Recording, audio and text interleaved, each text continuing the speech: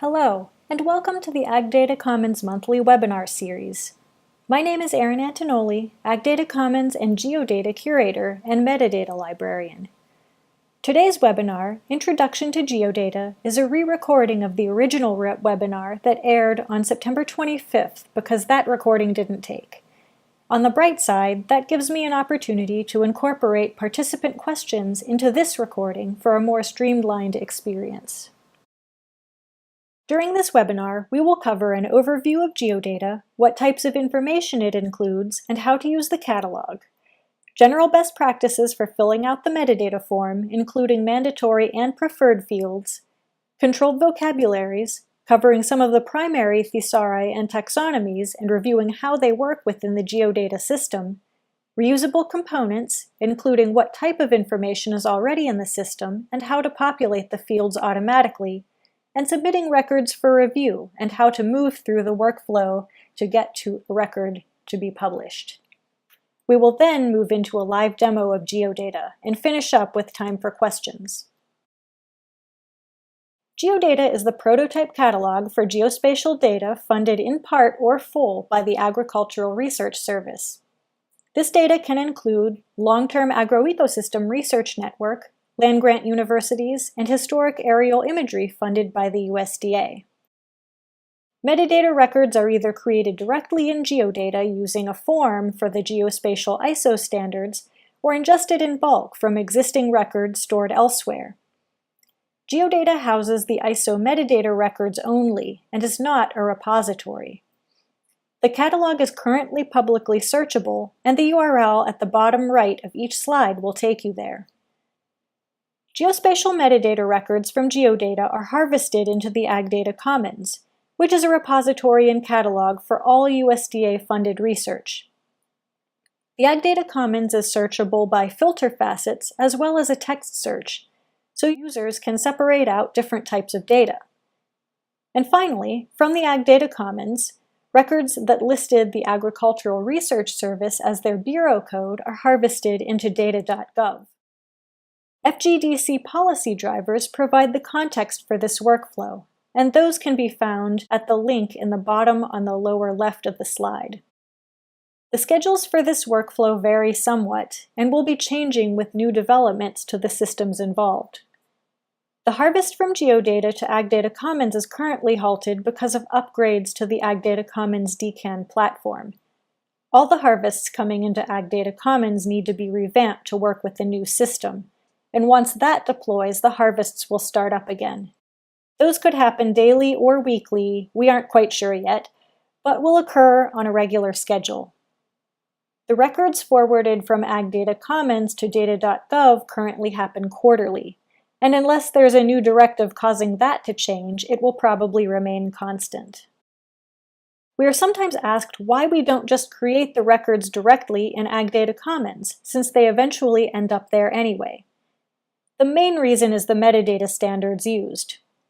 AgData Commons uses the Project Open Data standard, which is largely insufficient for geospatial data. GeoData is based on GeoNetwork open source software and allows users to create ISO 19115 compliant metadata, as well as feature catalogs. ISO 19115 is the international standard for geospatial data, and is designed to meet the needs of the geospatial community. The standard is robust and contains over 400 fields. GeoData's online metadata form helps simplify the process of creating this ISO 19115 compliant metadata. The way the form is structured helps focus attention on the relevant information, since hundreds of elements can be overwhelming. The interface provides a validation mechanism against the relevant schemas to ensure compliance with the standard. Records can also be ingested in bulk, and we've worked with transforms to convert other metadata formats to ISO 19115. Once the metadata is ingested into AgData Commons, the record there is in Project Open Data, but the ISO 19115 metadata record from GeoData is also attached for those researchers who require it.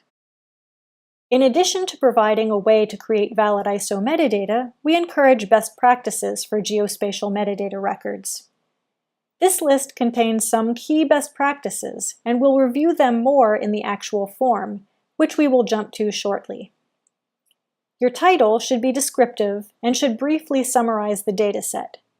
Make this title something that distinguishes this dataset from others. A data description, location name, time frame, and other characteristics are good starting points for formatting a title. Make sure the title is not too broad, because otherwise it won't be very useful to someone searching for the data. Your abstract should summarize the who, what, when, where, why, and how of the data. Start with the most important information. Move any information relating to the purpose of collecting the data to the purpose field. Make sure you describe the data and not the publication. Publications have their own fields and can be linked to separately. Assign at least one point of contact for your data. The record won't validate without this information. Also make sure the metadata record author is credited. Make sure the temporal extent is correct by filling in both a beginning and end date. Ongoing data collection should be marked as such, rather than leaving the field blank. The location, or geographic extent, should contain a bounding box that closely corresponds to the location where the data were collected. A box that is too large is not useful and doesn't represent the data well. This will also create false positives for search and discovery. Keywords should represent significant aspects of the data and also be applied appropriately for administrative purposes. And finally, reusable components should be used wherever possible. This was a very quick rundown, but all of this information and more is included in a review section in the user manual on the GeoData site. We provide a checklist for reviewing metadata before submission that we encourage everyone to follow when completing their records. I mentioned keywords in the last slide, and I want to go into a little more depth about controlled vocabularies. GeoData employs a variety of controlled vocabularies to help standardize keywords and descriptive information. Controlled vocabularies incorporated into GeoData include GCMD keywords, which are products of NASA, FIPS codes, a product of the National Institute of Standards and Technology, hydrologic unit codes, which are products of USGS, FundRef, which is a product of Crossref, isotopic category codes, Creative Commons licenses, OMB Bureau codes, AgData Commons keywords, National Agricultural Library thesaurus terms, and more, which are all supported through the metadata form interface. Most of these vocabularies are common in the geospatial community, but some, like the AgData Commons keywords, benefit record search and retrieval once it is ingested into that system. Controlled vocabularies serve a variety of purposes. They enable records to be more easily findable through both a text search and through facet searches. As stated in the best practices, choose keywords that help people find or discover the data. Keywords should represent the significant aspects of the data and consist of words that someone searching for the data might use. Certain controlled vocabularies also serve as filters for action. For example, the program affiliation vocabulary causes a data record to show up with the rest of its program on the AgData Commons, and the OMB Bureau code determines what records are forwarded to data.gov. If your data is ARS and part of a national program, entering a NP and then the 3 digits of your national program number as a free text keyword gives credit to your national program and associates your data with that initiative. Because license is not a field in the original ISO metadata, we've added that section in the form of keywords. By choosing the Creative Commons license reusable component and entering the license for the data as a keyword, that information will be clear to anyone wanting to reuse the data. The license should be for the data itself and not for any publications associated with the data. Federal data is generally assumed to be U.S. public domain or Creative Commons CC0, but some data resulting from collaborative research may be licensed differently, and that should be noted in the record. When in doubt, researchers should contact the individual or organization listed on the record for more clarity. GeoData's keyword application falls into several categories. First, we offer keywords in the form of controlled vocabularies where free text is not an option. These will appear as drop-down menus where users can begin typing to narrow down their choices. Some of the vocabularies that use this method are the GCMD keywords, FIPS codes, AgData Commons keywords, OMB Bureau codes, and program affiliation. We also have the metadata information for a variety of other controlled vocabularies, but do not maintain the actual vocabulary list in the system. In these cases, you would designate which vocabulary you're drawing from using the reusable components, but type the actual term into the free text fields. These vocabularies include NALT terms, HUC codes, license, and funder. If you enter a term that is not included in the official vocabulary, the curator will remove or alter the field content as needed. The last option is a true free text keyword addition, where users can add whatever keywords they want, providing they don't appear in any of the other controlled vocabularies we support. Whenever possible, users should draw from reusable components when creating their metadata records. These components are mainly used for contact information. People, organizations, and agencies responsible for or connected to the data are, for the most part, created as reusable components that are used for the resource points of contact, metadata point of contact, creators, authors, primary investigators, and processors, among other applications. We encourage reusable components for a few reasons. These components save time, cut back on errors, and make it easier to update large groups of records at once if information changes or needs to be updated. We will look at how these components work during the demo.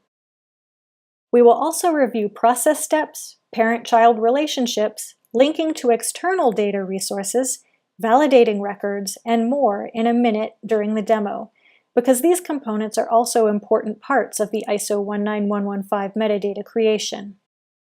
If at any point you have questions about any aspect of GeoData, visit the user manual and review checklist by choosing the Help button in the menu bar of the GeoData site. That documentation goes into much more depth than I can cover in an hour. One last thing to mention before we jump to the demo is the workflow process. Users have the ability to edit their record drafts prior to publication, and there is now a workflow in place to move completed drafts from hidden to published. I want to list the steps here for future reference for anyone out there who's ready to submit records, but we will look at this process more closely during the demo. And now we will jump to GeoData to look at some of these features in the actual interface. I'm currently logged in with a test user account, which should act more or less like the majority of our contributors would experience. You don't need a user account to browse and search for data, and anyone can download the metadata records, but you do need a user account to create and edit metadata records, and that's the perspective we're going to examine in this demo. Therefore, we're going to skip over the search and map pages, since those are geared more toward researchers, and head straight over to the Contribute page, which has a lot of features editors and contributors might find helpful. In the menu bar at the top left of the screen, choose Contribute to visit that page. There are a few ways to find the records you may have been working on in this interface. The first, at the very top left and to the left of the search bar, is the Only My Record button. Checking this box allows you to filter out everything except the records you have created. This really comes in handy when you're taking stock of all the records you've created and are responsible for. In my case, this has narrowed down my choices to 6 records. I can narrow down even further by using the facets on the left-hand side of the display, which check a variety of criteria that contributors may find helpful. The actual search bar works as you might expect. For instance, I can type water into the search bar, and you can see here that it starts by retrieving all the records with the word water in the title. I can choose any of these titles to go straight to that record. I can also choose the little magnifying glass icon to perform a full text search of all the fields. On that same note, if I type thermometer into the search box, you can see that no records have that word in the title. But I can go straight to the magnifying glass and perform a full text search on all the records that contain the word thermometer anywhere in the record text. If I want to clear a search I just performed, I can find the X to the right of the search bar to reset my records and show me everything again.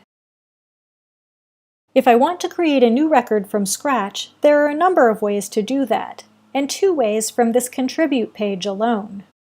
I can go up to the Contribute button at the top in the menu bar and hover over it, which reveals the options to create a new record or import a record. I can also choose the individual buttons in the upper right of the page. They do the same thing no matter where you start from, so first I'm going to create a new record by choosing this option. This brings me to a page where I can choose what type of record I want to create.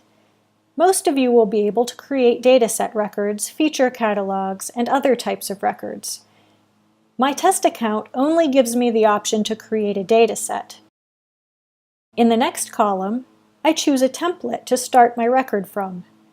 Everyone will have access to the basic template, but if you plan to make multiple records in GeoData, I would highly recommend creating and saving a template with the fields that will be common among your records already filled in. This will most likely consist of contact information, metadata author, keywords, possibly geospatial coordinates, and anything else that will likely be true of the bulk of your records. This will save you a huge amount of time in the long run. In my last column, I choose a group for my record. Because this is a test account, my group is in the test group. Your groups may reflect your network or other affiliations, and these can also affect permissions for the record, which are based on the record's group. Once you highlight your choices from each column, you can create the record, and it will open in the editor window, which we will look at more closely in a minute. For now, I'm not going to create this because I want to show the import interface next. Importing a record can take a few different forms. If you have a record or records on your computer, you will choose the first option, and then navigate or drag and drop the files into the box provided. If the record is located somewhere on the internet, you will choose the second option and enter the URL where the record is located into the field provided. If you would like to copy and paste the XML directly into the interface, you would choose the Copy and Paste option. The last option is only available to administrators, so if you have a large number of records in a directory or on a server somewhere, let us know and we might be able to figure out a solution. You can see that with each choice, the options below change to suit the requirements. Once you find or link to your record files, you will move down this form and choose the type of record you are creating, which can include dataset, feature catalog, or template. And you can specify an XSLT conversion if one is needed. There are a lot of conversion types to choose from, but you should experiment with this before applying it to a lot of records to make sure it's giving you the results you want. Since GeoData supports ISO 19115 and ISO 19139 metadata standards, any metadata that is not currently in those standards needs to be converted prior to import, or imported with one of these transformations applied. We had a specific question during the original airing of this presentation regarding how to add metadata records from an ArcGIS server REST endpoint. I asked Jabin, our geospatial information specialist, about this, and he replied that NAL has explored the Esri metadata translator, which is essentially an XSL transform that supposes to map fields from Esri metadata to ISO 19139 metadata with good quality. However, users had reported that spatial extent in metadata is dropped during transform, and they had to file a technical issue ticket with Esri customer support. NAL is waiting to hear back from Esri technical support. to provide a more reliable XSL transform that can take Esri metadata into ISO metadata without information loss. Once there's a reliable Esri to ISO 19139 XSL transformation, NAL could make it available as a transformation option at import. Finally, you can add the record to a group and category at the bottom, and then choose to create the record in GeoData by importing it. I'm not going to do this either because I already have a record that I want to take you to so you can see the metadata form in more detail. So we'll go back to the Contribute page to find that record. Before we get into the form, I want to point out while we are here some more actions and shortcuts you can take that can make your life easier. First, you'll notice at the top of the record list and to the left of each record title is a checkbox. You can check as many of these records as you like, and you will notice a number equaling the total records you've checked appear at the top of the list. You can now take bulk action on these selected records.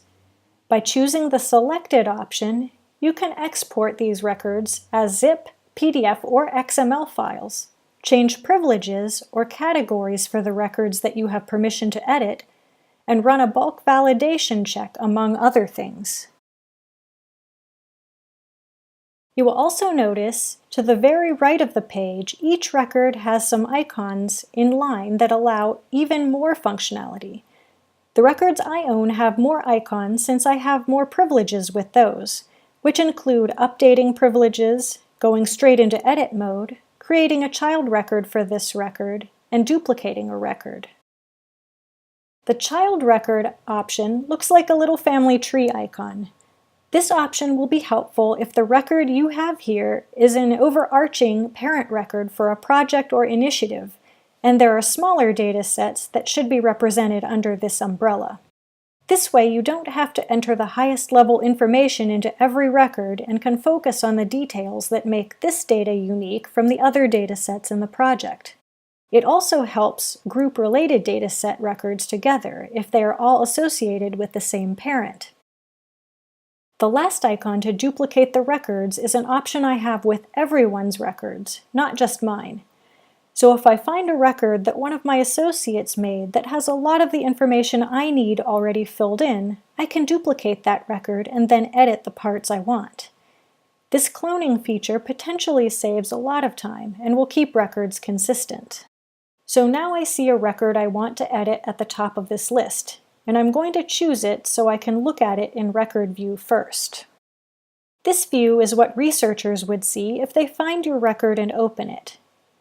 There are some useful features here, but I want to focus on the workflow feature that you will use to submit your record for review. This is a little out of order in the presentation, but once you're finished editing and ready for this record to be published, you can find the Manage Record button in the upper right of the individual record page. There are several choices in this section, some of which we have already seen in other sections, but the one you can only get to here is the Update Record Status option.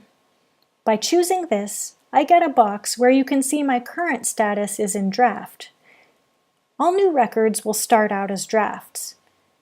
I can switch this from draft to submitted. The status message box lets me leave a comment for the curators if I choose, and then I can choose the Update Status button to send a notification to the curators that this record is ready for review. Otherwise, we won't know a record is ready to be reviewed and it will sit in draft mode forever without being published. There are many ways to get into your records to edit them.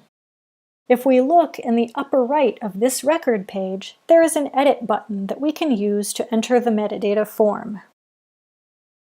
At the top of this form, you can see some of those fields I mentioned in the best practices, like title and date. If you see a little red asterisk next to the name of a field, it means the field is mandatory. Leaving a mandatory field blank means the record won't validate. Before we get into more details, I want to point out the navigation menu on the far right of the screen. It's very small and may be hard to see in this video window, but this menu lists every metadata field category that is currently added into this form. The handy thing about this is that if you want to jump to a specific section of the form, you can find it in this menu and choose it to go directly to that section without scrolling to find it. As you start to add more sections, this menu will help you save a lot of time. For instance, if I want to jump down to my Extent section, I can find it in my navigation menu 2/3 of the way down the list and choose it, which takes me straight to that section. Likewise, if I want to jump straight to the top of the page, I can use the little blue up arrow at the top of the menu to go back to the top. If I want to hide this menu, I can choose the little down triangle. Using that same triangle at the very bottom right of the window, I can get this menu back. There's a lot more in this metadata form than I could possibly cover in an hour, so I'm going to focus on a few of the key components that users may find a little tricky. The next part of the form I want to review is how to use reusable components. I mentioned these components are primarily used for contacts in the slideshow portion of the presentation, so I will scroll down the page to find this point of contact section. This is the point of contact for the data. There are other contact sections that will work exactly the same as this one, including the metadata contact, which is at the very bottom of this form. You can see that one contact is already added to this record, but multiple are allowed. There are two ways to add a point of contact. The first is by choosing the Add Contact button. This brings up blank fields where you can type in the contact information manually.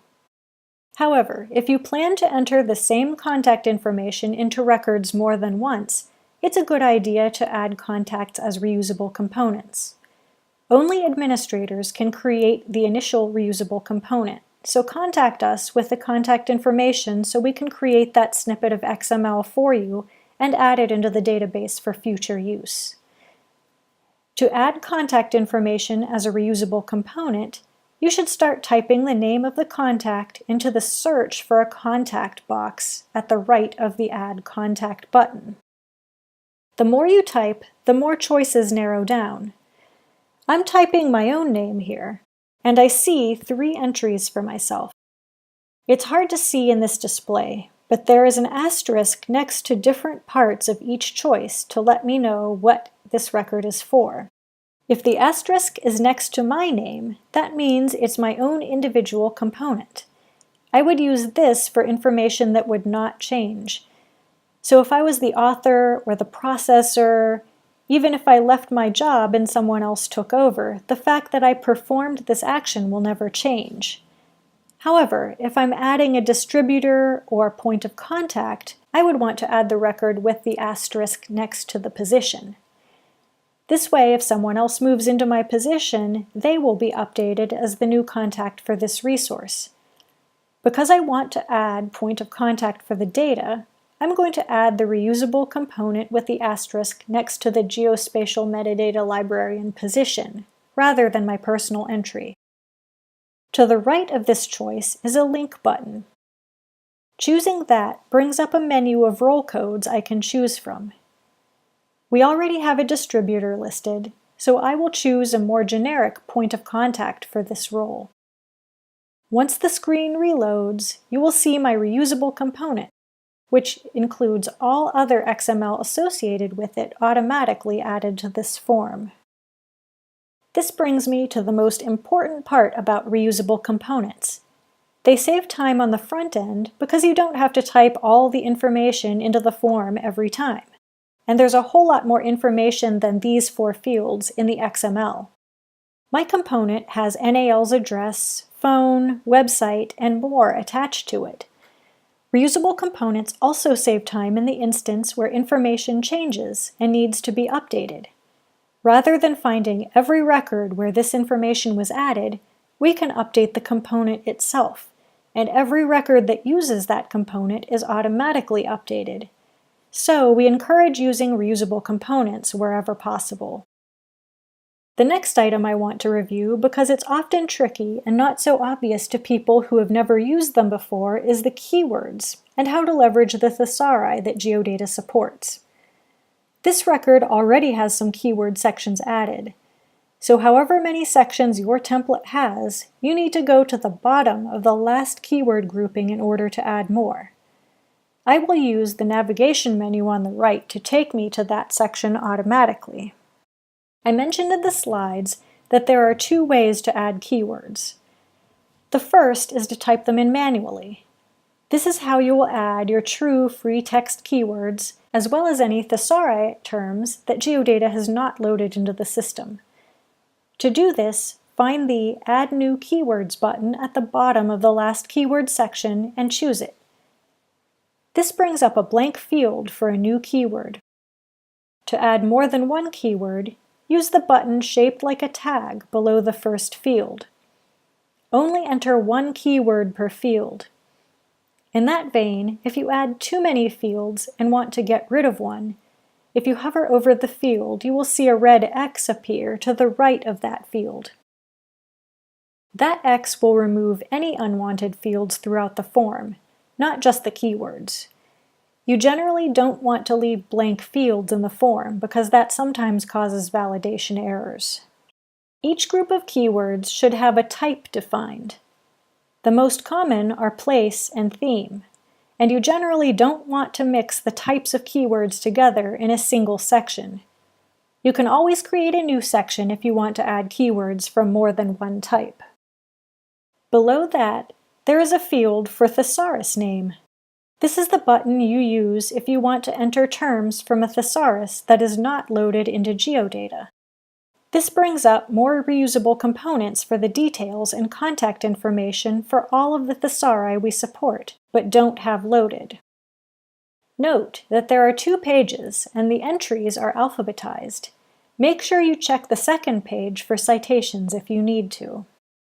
Once you find the thesaurus you want to cite, in this case I'm going to add cross-ref funding so that the funding for my data is noted. Choose it to highlight it. Then, in the lower left of this box, find the Link button and choose it. When the screen reloads, the thesaurus name section will all be filled in. You see it's gray, and that's because as a pre-made reusable component, it can't be changed in this form.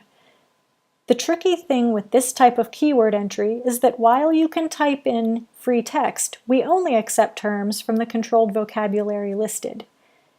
We included links to the primary vocabularies we require or recommend in the Help menu under the Record Submission Checklist in the Keywords section to make this a little easier. You would need to find the thesaurus, determine the terms you want to add, and then copy them into the fields here. Usually, this is because there are way too many terms for us to reasonably load into our system, like with null terms that could amount to 100,000 entries. In this case, Agricultural Research Service is a funder listed in the FundRef controlled vocabulary, so I can add that in here as a keyword. The other type of keyword is a lot easier, because these are vocabularies that are completely contained in the GeoData system. To the right of Add New Keywords is an option to select them in a thesaurus. Choosing this option brings up a list of all the vocabularies we maintain. I want to add AgData Commons keywords, so I can choose that option, which brings up a different looking keyword box. I can use the blank search box at the top to type in keywords and get a list of all options containing that word.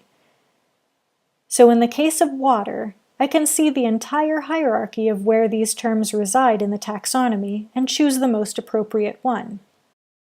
I can add multiple by searching or by browsing through the hierarchy in the box below the search area. There's no danger of adding the same keyword more than once because after it's chosen, it won't show up as an option to add anymore. This is going to be hard to see, but if you want to get rid of a keyword, there's a tiny X to the right of each keyword. Choosing that removes just that term and leaves the others intact. This type of keyword is how you will add your OMB Bureau codes, which is essential if you want your record to eventually end up in data.gov. From here, records are harvested into AgData Commons. And from there, only the records with ARS as the bureau code are being forwarded to data.gov at this time. Another potentially tricky area is the extent section. If I skip down to my temporal extent, I see there is a field for both a beginning and an end date, and they are both mandatory. However, some data is collected on an ongoing basis. The way you indicate this is by heading up to the very top of the page, and in the very upper right there is an eye icon.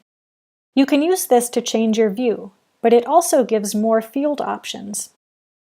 By choosing More Details from this drop-down, you will end up with some more options, including intentional blanks. Let's go back down to the Extent section to see how this looks now. Now, we can see a section for indeterminate position. And choosing this and then going back up to the top to use the Save Metadata button, a drop-down menu has appeared with an option of Now that can indicate data collection is ongoing. This way, we don't have to fill in a specific date, and the record will still validate. The geographic extent should always be indicated with spatial data. You can enter lat-long coordinates of a bounding box, or use the Draw Extent button to draw the box manually if you don't know the exact coordinates but can eyeball it. Make these coordinates as precise as possible. Too large an area won't represent your data well and will result in false positives for people searching for your data. I mentioned already that GeoData is a catalog and not a repository. The way to associate data and other records is done in the upper right of the metadata form. There's an Associated Resources section here and an Add button. Choosing this button lets me add a link to an online resource, which would be your data in most cases. There are also options to add a link to a parent record, a service, a source dataset, a feature catalog, or to other resources. Other resources can be a project website or a PDF manual, or a journal article that features the data. For the most part, aside from the online resource and other resources, these options will only work for other records within GeoData. We will look a little more closely at feature catalogs and how they work in GeoData in a minute once we get through this primary record. Some of the metadata fields available in the ISO 19115 template are not automatically visible on the default page of the form. Changing the form view allows you to access a more in-depth selection of fields and also make certain types of editing easier. Using that eye icon in the upper right, we can change our view from the simple default view to full view. You also have an option for XML view, but unless you like to edit your XML directly, you wouldn't need to go into that view. Once in full view, looking to the left, I can see my metadata grouped into tabbed categories. I mentioned process steps in the slide portion of the presentation, and those can be found under the Quality tab in full view. They won't automatically be in the default view, but if you add a process step in this view, it will then show up in the default view. The Distribution tab is all the information relating to the resources we linked in the last step. Generally speaking, the full view lets you have more fine-tuned control over some of the fields than you might have in the default simple view. Going back to the simple view using that eye icon, there's one last function I wanted to review before we close out of this metadata form. GeoData has a built-in validation feature that runs a validation check on your records. I don't need to have my record open to run this check, but if I'm already editing, it allows me to see what's going on and make changes more fluidly. At the top of the page, there's a Validate button, and there's also a Validate panel on the right-hand side of the page. Either one will allow me to run this check. Running this check shows me that I have one error.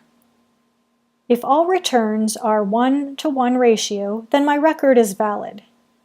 But if there was an error, I can use the thumbs up, thumbs down button in the validation panel to show the errors in more detail, so I know what needs to be fixed. This error is saying I need to have a contact filled in, and I think I know why that is.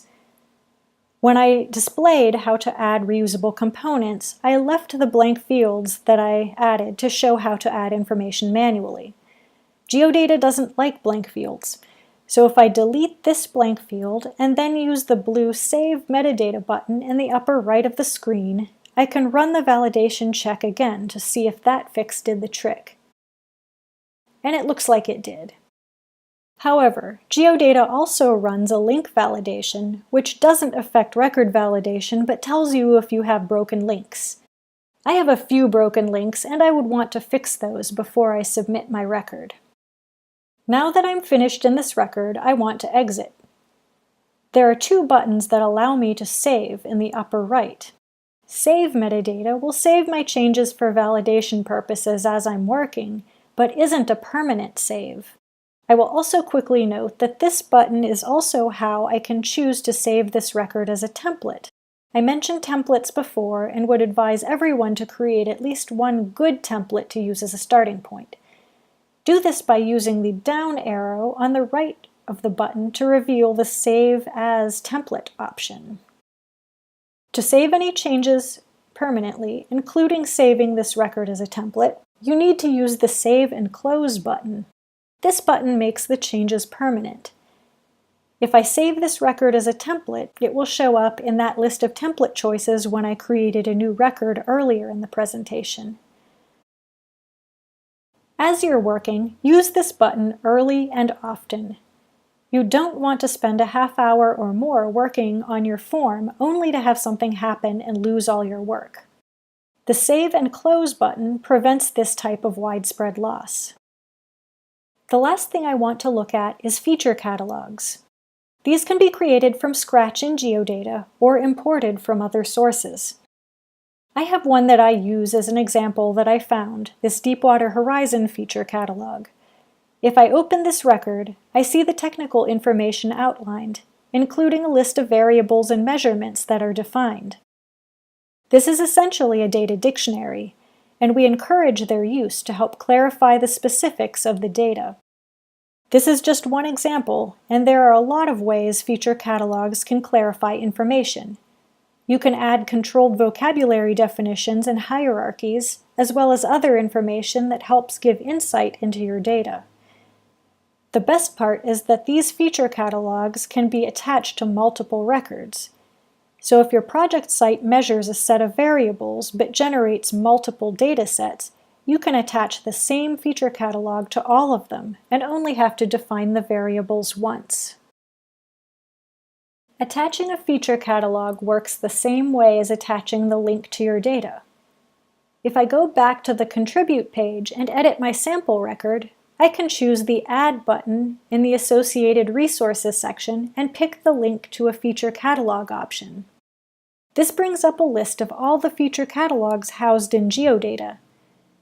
If your feature catalog exists but is not currently in GeoData, you need to import it before you can link it. I'm going to choose that Deepwater Horizon feature catalog we just looked at as this record's feature catalog, and once that loads, I'll save and close the record. If I look at this record page now, it looks the same at the top, but scrolling down a bit farther shows the feature catalog variables displayed.